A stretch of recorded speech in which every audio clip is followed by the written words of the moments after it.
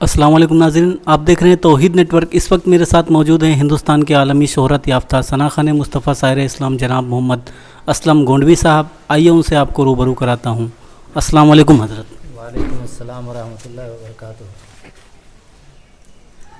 हज़रत, जो असलम गोंडवी मैंने देखा था वो तो आप नहीं हैं।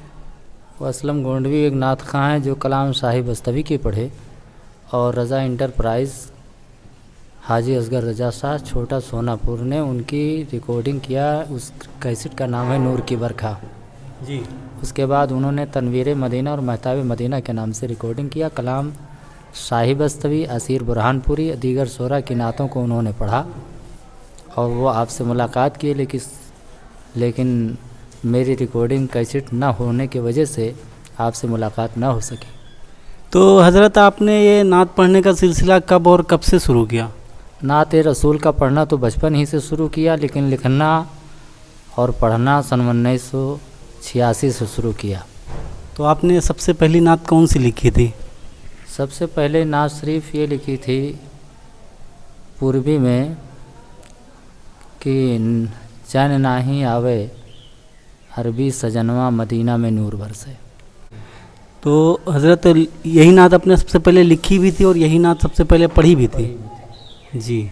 तो उस वक्त तो माइक तो बराबर रहते नहीं थे, तो कौन से माइक पे पढ़े थे आप? उस वक्त हम लोग जो है बगैर माइक के भी पढ़ते थे और गैस जला करके हल गाड़ करके उसके ऊपर लगा करके दीगर उलमा के सामने हम लोग कलाम और तकरीर बयान करके जलसे को कामयाब बनाते थे। जब आप नात लिखना शुरू किए और नात पढ़ना शुरू किए तो आपकी इस्लाह करने वाला भी कोई था ना? जी।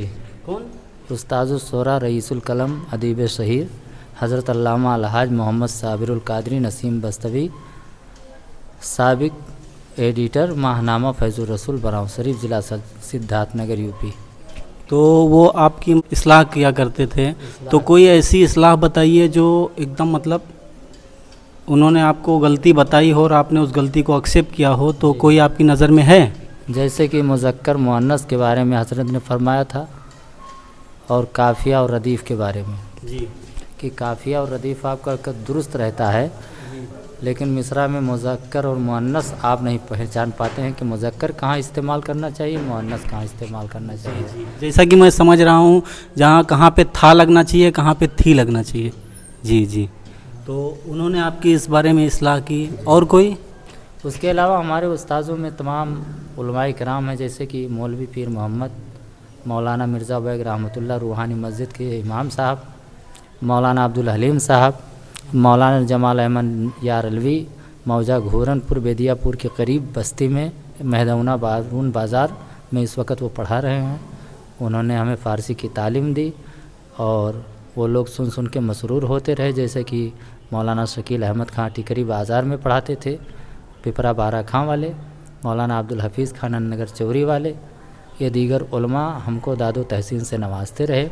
और अल्लामा साबिरुल कादरी साहब के साहबजादे अल्लामा ताहिरुल कादरी भी हमारे कलाम को सुनकर बहुत खुशी उनको होती थी और आज भी होती है। तो हज़रत, जो आपने वो सबसे पहला पूर्वी कलाम लिखा था उसमें आपने सजनवा का इस्तेमाल किया था। लफ्ज़ सजनवा और कंगनवा, जैसे पहले ज़माने में लोग पूर्वी अवधी ज़ुबान में समरिया, सजनवा, काली कमली वाले पढ़ा करते थे और दीगर शोरा लिखते भी थे। लेकिन जब अल्लामा नसीम बस्तवी की निगाह नाज ख़ास इस हकीर फ़कीर गुनाहगार पे पड़ी तो अल्लामा साहब ने तरवीज़ दी कि नूरी चादर वाले लिखा करो, समरिया और सजनवा ये सब कोई अच्छा कलाम नहीं है। सरकार की शान में जितना हो सके उर्दू में कलाम लिखिए, पूर्वी अवधी और गीत और गज़ल ना लिखिए। तो अल्लामा नसीम बस्तवी साहब ने आपकी काफ़ी इस्लाह की है इस बारे में। आपकी दुआओं से, गौसे आज़म की अता से, सरकार रजब सालार हटीला गाजी की फैज़ान से हमारी किताबें मुकम्मल तौर पर अल्लामा नसीम बस्तवी ने 1 दर्जन किताब इस्लाह करके हमारे हाथों में दे दिया। तो आप जैसा बता रहे हैं कि 1 दर्जन किताब, तो आप अपनी किताबों का नाम बताएंगे? जी। गुलज़ार हरम, कलाम असलम, गुलहाए अक़ीदत, नगमात असलम, अनवार तैयबा, बज़्म नूर, फैज़ान रज़ा, जमाले तैबा, तख़य्युलात असलम, गुलजार असलम, इंतखाब असलम, फैज़ान रज़ा,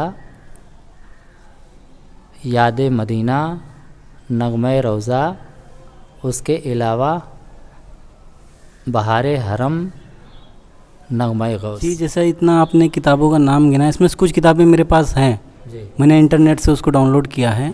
तो आप नग़मे असलम रोज़ा, नग़मे रोज़ा, नग़मे रोज़ा, जी, तो नग़मे रोज़ा के कुछ कलाम आप सुना सकते हैं? हाँ, जी, आप सुनाइए जैसे कि 2 लाइन। कि चाँद है मदीने में और चाँदनी है रोज़ा में, फ़ातिमा के लालों की रोशनी है रोज़ा में।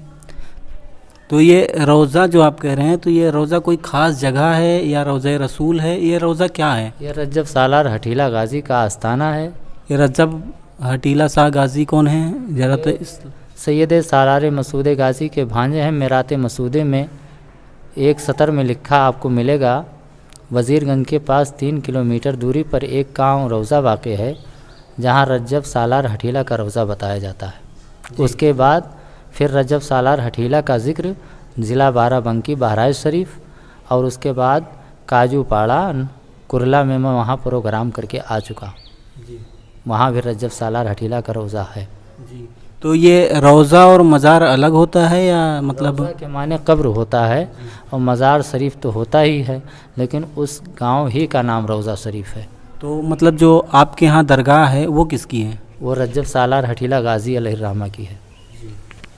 तो आप उनके ऊपर एक किताब पूरी? हाँ, नग़मे रोज़ा में जैसे कि सैयदना सरकार गौसे आज़म अताए रसूल हज़रत ख्वाजा मोइनुद्दीन चिश्ती संजरी अलैहिर्रहमा और रजब सालार हटीला गाजी सुल्तानुस्सौदा सालार आज़म सैयद सालार मसूद गाजी अलैहिर्रहमा दीगर औलिया कराम के बारे में जो मैंने मनक़बत लिखी है, उसी का नाम मैंने नग़मे रोज़ा रखा है। आपको अपनी लिखी हुई नातों में सबसे अच्छी नात कौन सी लगती है, जिसको लगता है कि आप हमेशा गुनगुनाते रहें, पढ़ते रहें ता क़यामत तक? हर कोई हमको नात अच्छी लगती है, लेकिन एक कोई ख़ास तो होएगी जे?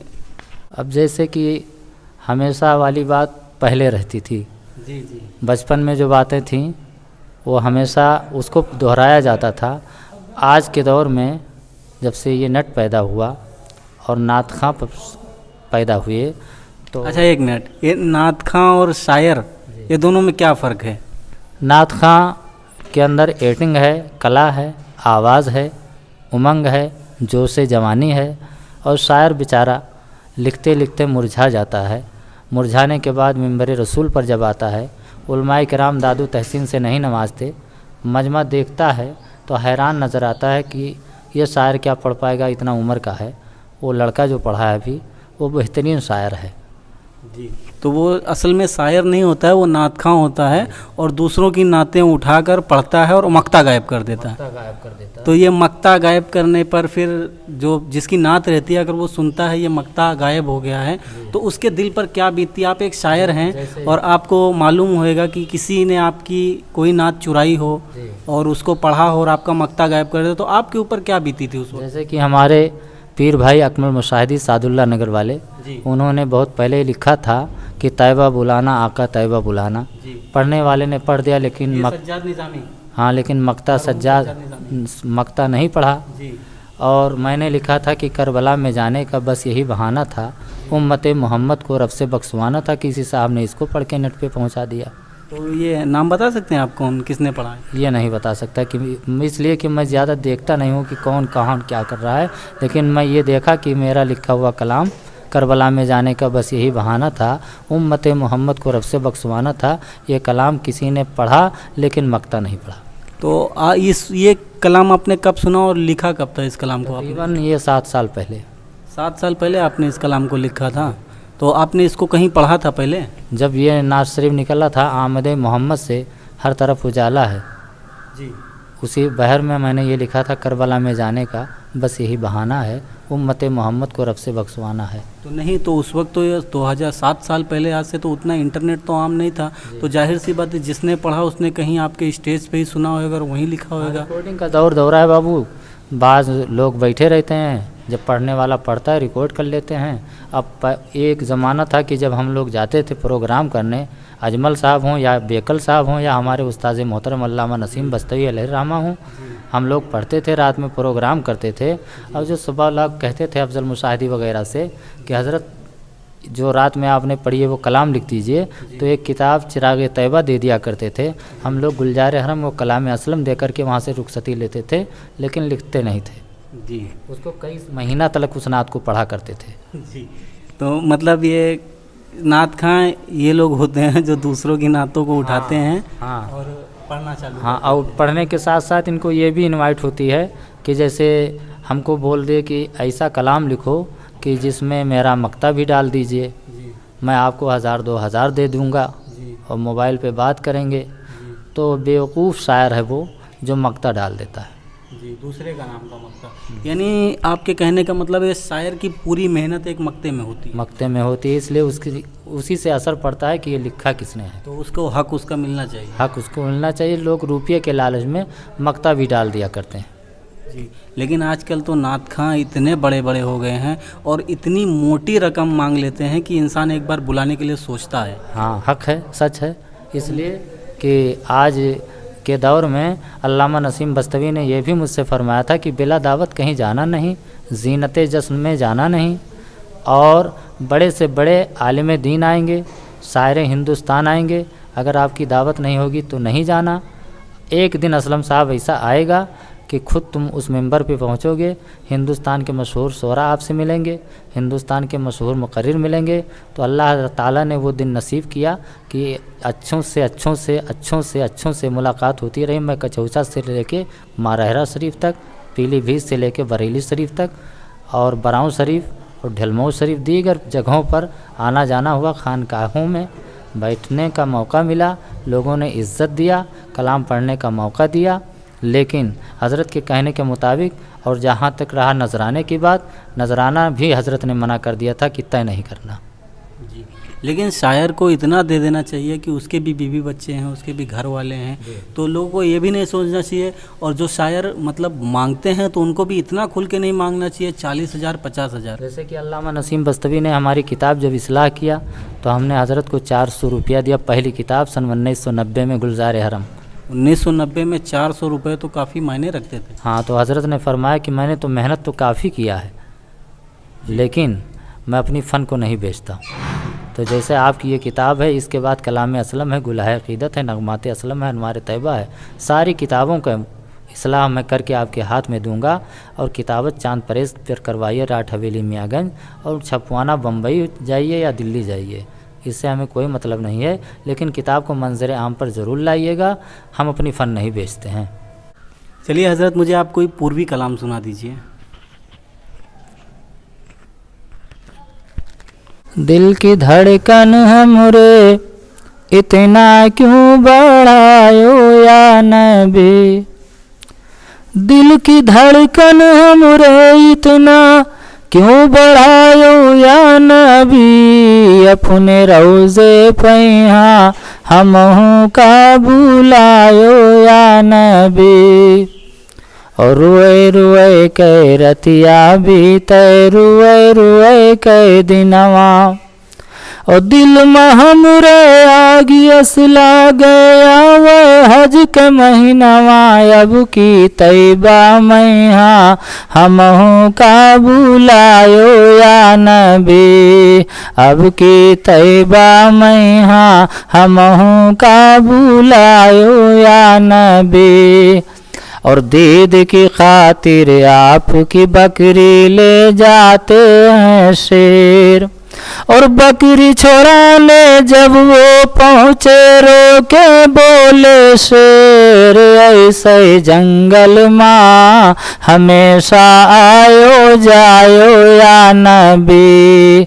और रुए रुए कैसे रे जंगल यही करें फरियाद, वीर है दिल की दुनिया आका कर दीजिए आबाद अपनी मोहनी सूरतिया फिर दिखायो या नबी। और पुल से रात पर मिली हो आका की मिली हो मीज़ान हौज़े कौसर पर मिली होई हमहू जाई जान रोज़े महशर में यहाँ उम्मत से भेटायो या नबी रोज़ महशर में यहाँ उम्मत से भेटायो या नबी। और तड़पत हूँ मैं मुद्दत से कि पहुँचूँ शहर मदीना और नजर करम हो शाह मदीना देखें हम भी मदीना आका देखें हम भी मदीना अपने असलम का मदीने माँ बुलायो या नबी अपने असलम का मदीने माँ बुलायो या नबी। दिल की धड़कन हमरे इतना क्यों बढ़ायो या नबी। तो हज़रत ये नात लिखने के लिए जो सबसे ज़्यादा ज़रूरी होता है तो वो क्या होता है, मतलब नात अगर लिखना चाहे कोई आम इंसान तो उसके लिए क्या ज़रूरी है? जैसे नात लिखने के लिए नात पढ़ना बहुत ज़रूरी है। अगर आप नात पढ़ने लगे तो पढ़ने के साथ साथ आपका ज़ौक़ शौक़ इस तरह बढ़ जाएगा कि आप सोचेंगे कि जिस पलट में उन्होंने जिस अंदाज़ में अभी फलां शायर ने पढ़ा है उस अंदाज़ में फरमाइश करेगा पहले वो कि ऐसे लिख दीजिए। जब उसकी तमन्ना नहीं पूरी कर पाएंगे लोग तो मजबूरन कलम उठाएगा, बज़िद होकर के कलाम लिखना शुरू करेगा उल्टा सीधा, फिर किसी की बारगाह में ले जाएगा। अगर वो कोहना शायर है, पुराना शायर है, मस्क़ माहिर है, अल्लामा नासिम बस्तवी जैसी शख्सियत को अगर पा गया तो समझ लीजिए वो चमक गया। अल्लामा ताहिरुल कादरी, कलीम फैज़ी की जैसा अगर उसको कुछ कोई मिल गया तो समझ लीजिए वो चमक गया। और वो गैरों की तरह अगर वो आता जाता रहा, फेरी लगाता रहा, जैसे लोग आस्ताना पे हाज़िरी देते हैं और अगरबत्ती जला के चले आते हैं, तो इस तरह आना जाना ही लगा रह जाएगा, एक मिसरे की भी इस्लाह नहीं हो पाएगी। जैसा कि आप बता रहे थे कि किसी भी शायर के पास जाओ और इस्लाह करा लो। अब मिसाल के तौर पर आप पुराने शायर हैं, मेरी उम्र कम है, मैं लिखना चाहता हूँ और मैंने लिखा कुछ और लिखने के बाद आपके पास गया और आपके दिल में हसद पैदा हो गई, मिसाल के तौर पे शायरों में ये मैंने काफ़ी सुना है, हसद काफ़ी बड़ी चीज़ है। अगर आपके दिल में हसद पैदा हुई, आप उसमें जानबूझकर गलतियाँ निकाल रहे हैं जबकि उसमें गलती है नहीं और उसको आगे नहीं बढ़ना नहीं देना चाहते हैं आप उसको आगे, तो फिर उस मामले में शायर क्या करे, कहाँ जाए? शायर यही कहेगा कि आपके शेर में बहुत गड़बड़ी है, इसकी सुधार हम नहीं ला सकते अभी, और तो इससे तो उसका दिल टूट जाएगा, वो मर जाएगा। इसी तरह मेरे साथ भी हादसा पेश आया। क्या? तो मतलब मैं भी इस्लाह ले रहा था मगर मेरी इस्लाह ना हो सकी और गायब हो गई कापी। किससे ले रहे थे आप इस्लाह? बस हिंदुस्तान के मशहूर शायरों से। नाम नहीं लेना चाहेंगे आप? नहीं, कोई ज़रूरी नहीं किसी का नाम लिया जाए।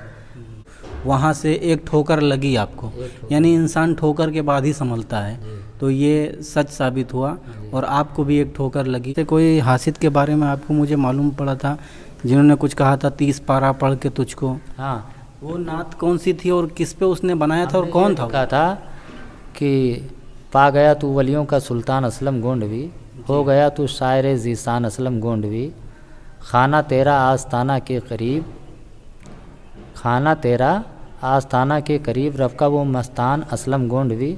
तो एक हासिद था, उसने लिख के उस पर डाला 30 पारा पढ़ के बख्शवा दूंगा मैं तुझे, जाएगा जब तू कब्रस्तान असलम गोंडवी। अल्लाह अकबर, मतलब इस तरह से भी हासिद हैं। तो उनसे कभी आपकी मुलाकात आमने सामने हुई लेकिन मैंने कुछ कहा नहीं। तो ये तो आपकी नेक दिली है कि आपने कुछ कहा नहीं उन्हें, वरना और कोई होता तो बात काफ़ी आगे तक बढ़ जाती। हाँ, इसलिए कि हम भी इसको पहुंचाना चाहते थे, इसका पलट भी लिख सकते थे। तो लिखा आपने? नहीं, हमने कहा ये सब ठीक नहीं है, जहाँ तक जिसकी अक्ल होती है उतना ही काम करता है। जी जी, आपने दुरुस्त फरमाया कि अक्ल जहाँ तक, मतलब एक इंसान जितना गंदा सोच सकता है। में बहुत जलन थी, उसने हमको बिस्तरे मर्ग से लेकर के कब्रिस्तान तक पहुंचा दिया।